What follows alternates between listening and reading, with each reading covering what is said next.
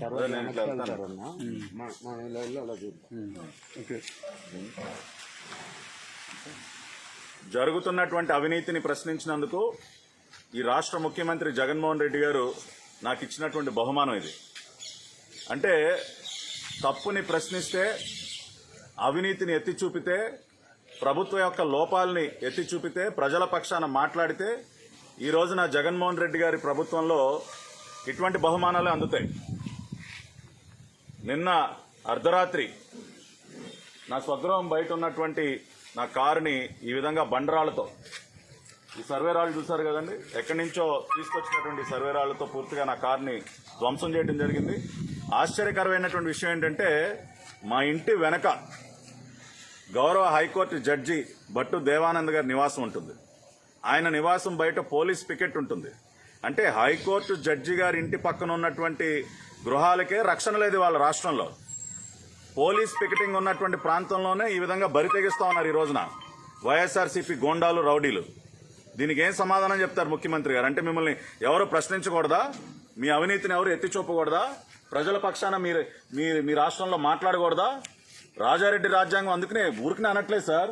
ఇవాళ రాష్ట్రంలో రాజారెడ్డి రాజ్యాంగం అమలవుతోందని ఊరికనే అనట్లే ఎవరు. ఈ విధంగా నాకు బహుమానం ఇస్తారా? ఈ విధమైనటువంటి బహుమానం.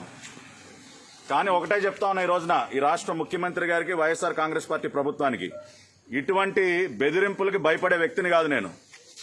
మీరేదో నా కారు అద్దాలు బాలు కొట్టి నా కారు డ్యామేజ్ చేసినంత మాత్రాన నేనేదో సైలెంట్ అయిపోతాను, పట్టాభి నోరు ముయించచ్చు అనుకుంటున్నారేమో. ఇంతకీ 10 ఇంతలు పనిచేస్తాను నేను.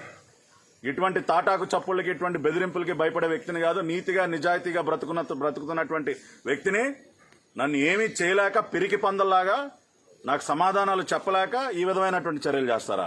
మీకు దమ్ముంటే, ధైర్యం ఉంటే ప్రజల పక్షాన నేను అడుగుతున్నటువంటి ప్రశ్నలకి సమాధానం చెప్పండి. నేను లేవనెత్తినటువంటి అంశాలకి స్పందించండి. బయటికి పడుతున్నటువంటి అవినీతి పైన చర్యలు తీసుకోండి. అంతేగాని పిరికి పందల్లాగా అర్ధరాత్రి పూట వచ్చి ఇళ్ల బయట ఉన్నటువంటి కారు అద్దాలు బాలగొట్టడం కాదు. ఈ వైసీపీ గోండాలకి, నాయకులకి చెప్తా ఉన్నాం, ఇటువంటి తాటాకు చప్పులకి తెలుగుదేశం పార్టీ నాయకులు నేనే కాదు ఎవరు భయపడరు. నిన్న సబ్బమారి గారి ఇంటి గోడ బాలగొట్టారు, ఆయన ఏమైనా భయపడ్డారా? ఇవాళ పట్టాభి కూడా అదే చెప్తా ఉన్నాడు నిన్న. ఇటువంటి వాటికి భయపడను, 10 రెట్లు పనిచేస్తాను, ఇంకా మీ ప్రభుత్వాన్ని ప్రశ్నిస్తూనే ఉంటాను. భవిష్యత్తులో అది కూడా చూస్తారు మీరు. దీనివల్ల నా నోరు మూయించడం అనేది మీకు సాధ్యం కానటువంటి పని. ఇంకా కూడా నాలో పట్టుదల పెంచారు మీరు. ఈ విధమైనటువంటి చర్యకు పాల్పడి ఇవాళ నాలో పట్టుదలను పెంచారు. 10 రెట్లు ఇంకా కూడా గట్టిగా పనిచేసే విధంగా ఇవాళ నాలో పట్టుదల పెంచారు. ఆ విధంగానే పని చేసి చూపిస్తాను.